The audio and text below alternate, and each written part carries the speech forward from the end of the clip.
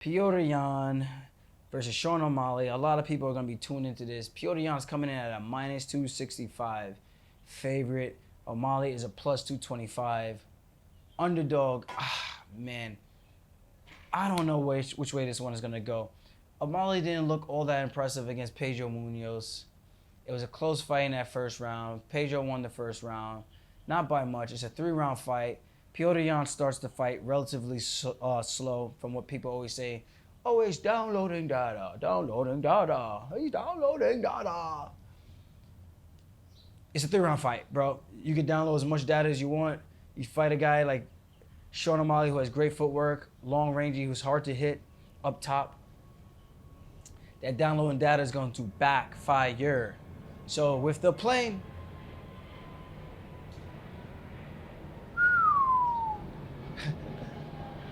yeah, I just think Yan is going to need a little bit more urgency in the early goings to impose his will to get O'Malley to get to a place of fatigue. We know Yan is not going to fatigue, but O'Malley, we've seen him kind of tinker and drop off a little bit in 3-round fights.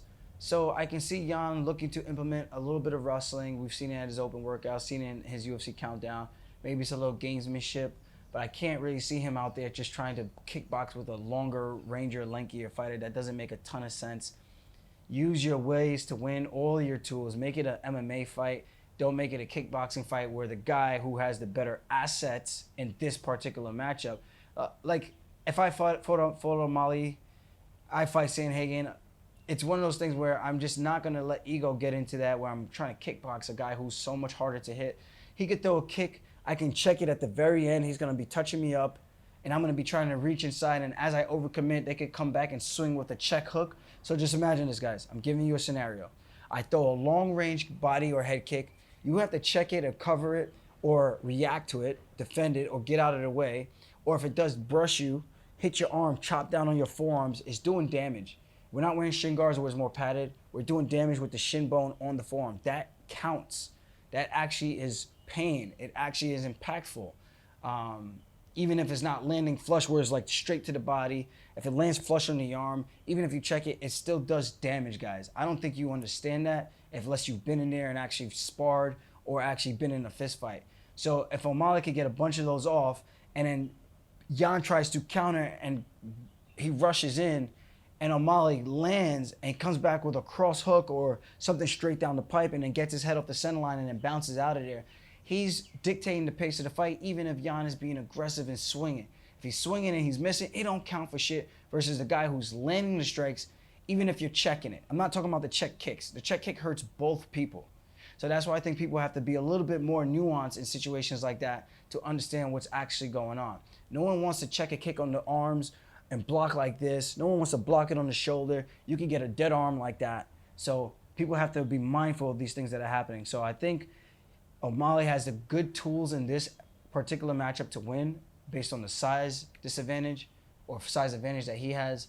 But I think Yan is going to be more experienced, chopping down the legs, attacking the body with straight attacks, front kicks, closing the distance, and trying to make it a gritty fight, using elbows inside, because trying to fight a guy like that, tying him up, slowing him down, getting frames in the clinch, that's his way to win, man. You got to make it gritty like that. You can't go out there and just fight a kickboxing fight like that with a guy who has so much more range and reach. And I'm not saying Yan can't catch him from the outside. He can, but it's going to have to be a perfectly placed shot, maybe later on in the fight, where he could take away some of the footwork and the movement from Sean O'Malley.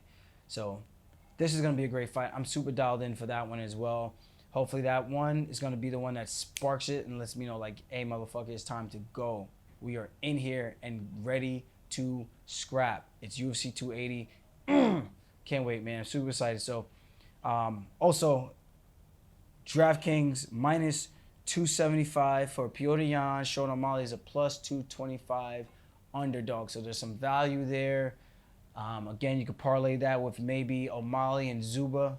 And I don't know, same game parlays. DraftKings Sportsbook is offering that. Funk Master is my promo code. Use that.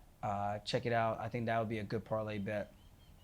Now, also, I want to give a shout out to G Fuel, gfuel.com. Use my promo code ALJO for the rest of October. 30% off, and then my promo code drops down to 20% standard across the board. So get 30% off. Drink G Fuel. Tell them I sent you. Promo code Aljo.